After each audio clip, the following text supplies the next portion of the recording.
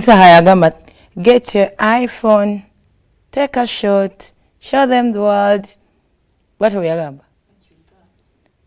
Show them what you got. Oh. Lunaku lwakutaano ennaku z'omwezi 14 ez'omwezi guno ogwa Ssebaseka mwaka 2024. Welcome to program Sumulula Kiggula Luggi ku Terefayine Bwakabaka wa Buganda era nga nkuyozayoza gwe atambudde naffe okuva Monday paka olunaku olwaleero olwa Friday. Obadde mulabi mulungi nnyo nnyini ddala. Naawe ng'olwaleero lwe lusoosa ogiraba oba leero lw'ofunye ku budde okulaba program Sumulula by'osubiddwa bingi but regardless tutandikire awo. Tugenda kuba tuggalawo wiiki eno to usher you into the weekend and then we will be back on Monday. Yes. Tabula njaga okujjukizayo tuteekamu ssente batunda ttaka osobola obbasanga enansana ku masitoowa. So anytime ofuna kadde namba zaabwe zozita bakubireko obagambe Haffy yagambye mulambuliza bwereere. Haffy yagambye nti muyina ettaka muyina poloti ku buli kuba erifuluma ekibuga Kampala nze munange ndi weruweru ebbombo muyinawo nti tuyinawo buli wamu boogera bulungi nnyo bajja ku welcoming bulungi nnyo ne kombucha tugenda mu weekend. You know what it is. Kunyumirwa kojjako stress. Ebisigadde byonna tubirabe very very early Monday morning. Otherwise tweyungeko tukuvuge paka sawa zibeera 3. Good morning.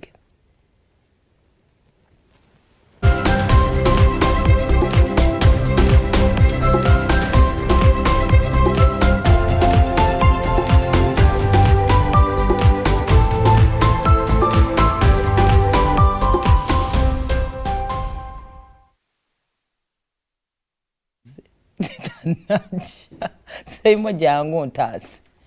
Go wa prep nze gwaluddeyo kati abantu mbagambe. Waitu tubasindikira koni. Ogamba batabula boogera bulungi. Boogere naye.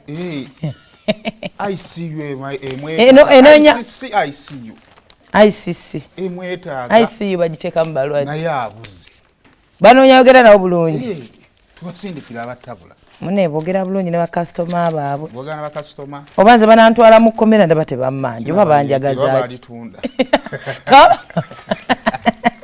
Tubabuuzako amakyago olunaku olw'emugamba mutya kansubire nti muli bulungi eno ye Terefayine kw'osinzira okuba nga atutula amakyago olunaku olwaleero. Lunaku lwakutaano Friday erimu ebintu bingi nnyo ebeeramu ne expectations nnyingi nnyo. So zuuka ove ewaka ate osobola okubeera nga ate ogenda okunoonya ku Monday. Kale being a Friday olunaku lujja olwabadde lwakuna twabadde Kololo mu kusoma embalirira y'eggwanga ey'omwaka 2024 2025 era kakati tusigaza ennaku leero ennaku ziri 13 14 so tusigaza ennaku 16 embalirira 2023 okubeera nga ate eggwa. Era tulina ekirowoozo nti byonna ebitasobodde kubanga biggwera mu mbalirira ne ya 2023 omununuzi waffe 2024 mwetaano mwabaddemu ebintu bingi nnyo naye nga embalirira eyo minisita agikulira okubanga ate agitusomera abeera minisita wa Finance Minister Planning and Economic Development Matia Kasaija bwamala okutusomera embalirira eyo. Of course omukulembeze w'eggwanga Yoweri Kaguta Museveni nga womulaba ku screen yoko aba alina okuvaayo n'abaako byakola ki byasibirira ku mbalirira eba ekoze etya. Waliwo nze ne bannayuganda abamu era kankibuuze gwe yabaddeyo kiki ekibeera mu kakeesi ka Matia Kasaija mbalirira engeri printed. Mama gikuuma butiribiri yaba agina ku mpapula then bannaffe ndowooza aba UBC ne bateekera mu bifaananyi era bidda buli byayogerako bibeerako. So kakati mu kwogerako omukulembeze w'eggwanga oluvannyuma lw'okusomera embalirira eno eya obuse 7.2 yagambye nti kati Uganda bwe twogerera eri mu kudduka speed ey'ekizungirizi oluvannyuma lw'okuvuunuka obulwadde bwa COVID n'olutalo lwa Ukraine saako ne Russia. Era ng'omukulembeze w'eggwanga mu bigambo bye agamba nti kati wano we tuli mu kudduka naye obuzibu bwe tulina be bali b'enguzi. tudduka batega bannaabwe abo buli wetubanga abaagala okuva wetuli okweyongerayo ate batandika okutusika nga baagala okutuzaawa emabega naye pulezidenti Yoweri Kaguta Museveni yeewuunya n'agamba bo abali enguzi beerabidde nti Uganda erina obusobozi n'amaanyi okubasaanyaawo Uganda erinda ki era bw'atyo n'agamba nti kaakati bamaze okufuna attention yaabwe kati ebirala byonna ebibadde birina okukolebwa kasooke babenga ababissa ku mabbali bafokasinge ku bali b'enguzi ontegeera bulungi era kati omukulembeze yadde mu kayumba ke kali akatambula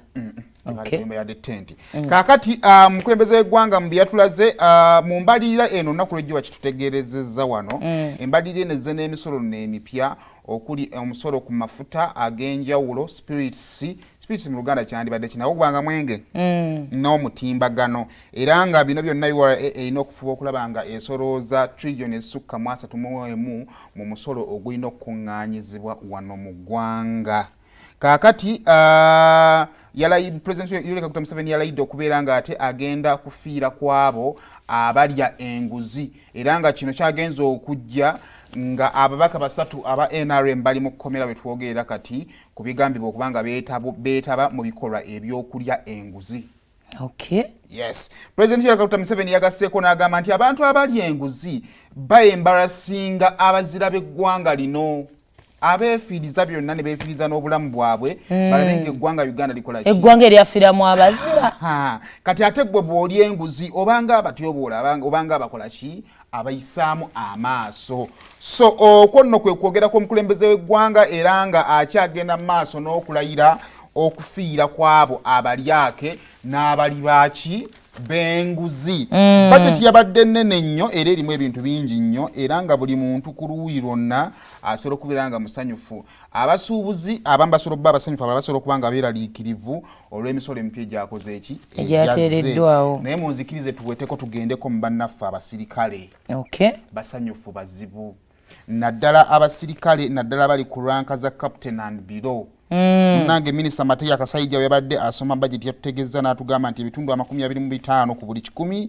bye bigenda okubanga ate byongezebwa ku musaala gw'abasirikale abaweereza mu bitongole by'ebyokwerinda ebya gavumenti okuli UPDF prisons poliisi bannange tubayozaaza bannaffe era abo munaye bafunyemu era nga okusinziira ku gundi eziri proposed abatulaga wano nti nno ame private asasulwa emitwalo 48 kakati okusinziira ku proposal agenda ku mitwalo 8 n'ezigwamu kati awo akicyope abasobola okunyuka n'emitwalo 6 kakati batulaga wano Lance Kopolo abadde afuna emitwalo 49 wali mu proposal ajja kubanga agenda mu kakadde artist kamu ewakaddeyoko n'emitwalo nga 68 emitwalo nga 18 n'ezigwamu awo Kopolo abadde afuna emitwalo 5 wano mu proposal ajja kugenda mu kakadde kamu emitwalo 10 artist ewaka atwaliyo akakadde kamu atwaliyo emitwalo 6 mu 3 Sergeant adde afuna emitwalo 5 mu gumu Sergeant Mpiima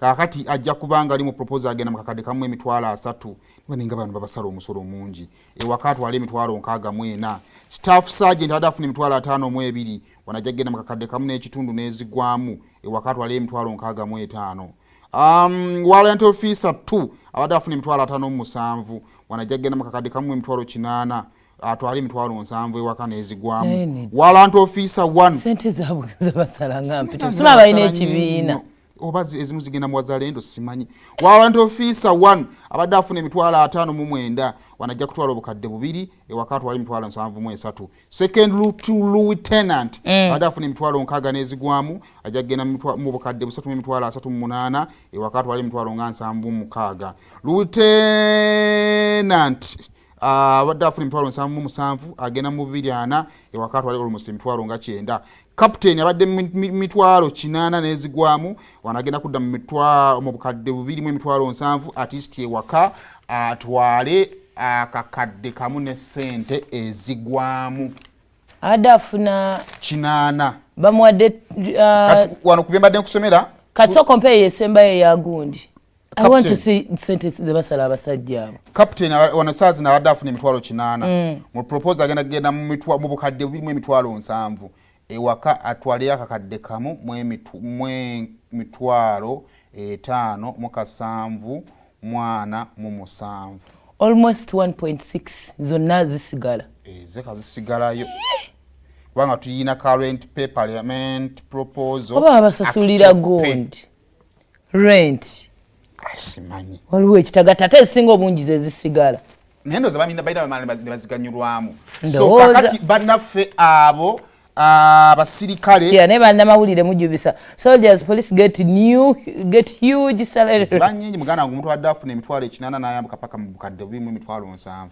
that is abnormal kuongeza musaala sika 10% sibya 10% so abo baganyuddwa mu budget yeno bannaffe and on this being it kati twawulirako luli president we yalagira IGP omupya buli gombolola ligendeko abasirikale 18 ekyali kitiisiza bannayuganda abantu emusindika eno nabo ssente bazaagala nga bannayuganda ebazaagala kati kino kizzaamu amaanyi kale tubayozayoza mulimu sectors nze nga ebabongeza abakabidde ebbanga abasirikale abasawo n'ebizibu ebisinga okufuna mu implementation is security owulira nti n'obubbi bw'oku nguudo nti ate bali babadde bambadde ebyambalo by'amagye so bwaba bafunamu kasente omuntu ayinza ofunamu kasatisfaction I know so si wabyawo awo tetuzimbirawo mutima wawe basinze okwaloketinga omutitembe gw'ensimbi kakati nze ntunula mu baakoze eki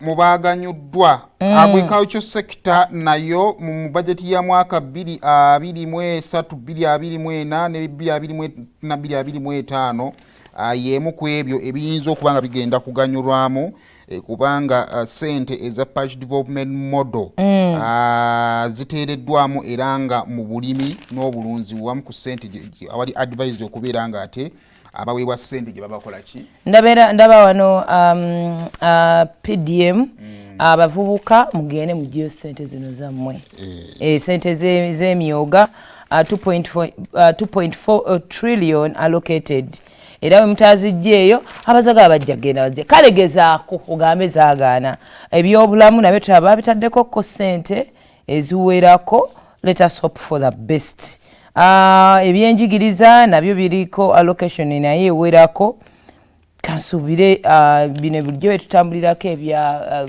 the UPE the UCE embeera ekyukakyukako agroindustrialization Sema agyogeddeko ekyokubeera nti kati tudda wano president kyagamba abasuubuzi tutandika okukola wano ebintu tubiteeke ku level eya waggulu of course bwe bityo ebya tourism and n'ebiralalala ebya bulijjo kale kati awamonita wakutemedde n'akulaga bweguba mugaati gwa ggwanga tugutemye ng'era ani asinze okubeera ng'akola ki aganyulwa batulaze nga wano triliyoni 9 n'obutundutundu 9 bugendagenda mu human capital and development triliyoni 9 biliyoni 2 zigenda mu governance and security triliyoni 5 nezigwamu 2 transport and infrastructures okuba mubamu okuzimba enguudo n'ebifaanagana kuba ebityo private sector development mugenda mu triliyoni 2 nezigwamu development plan and implementation mugenda mu triliyoni 2 negwamu 3 agro industrialization kakati akuba ku improving ebitukola ki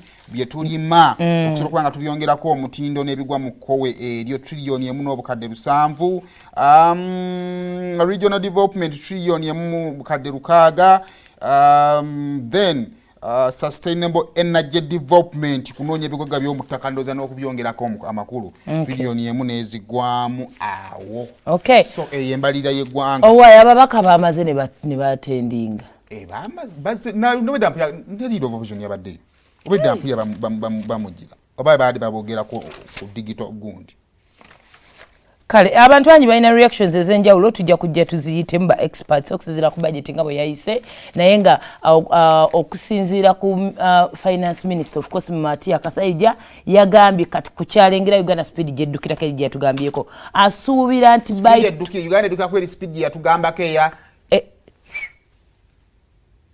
esukkawo ye yagambye by 2040 tuli mu 2024 by 2040 tugenda emyaka 16 okuva kati budget yaffe egenda kubeera ku 500 billion President n'amugamba naye obuzibu bwo eyo ndaba wala nnyo tugenda tuukayo nga bukyali.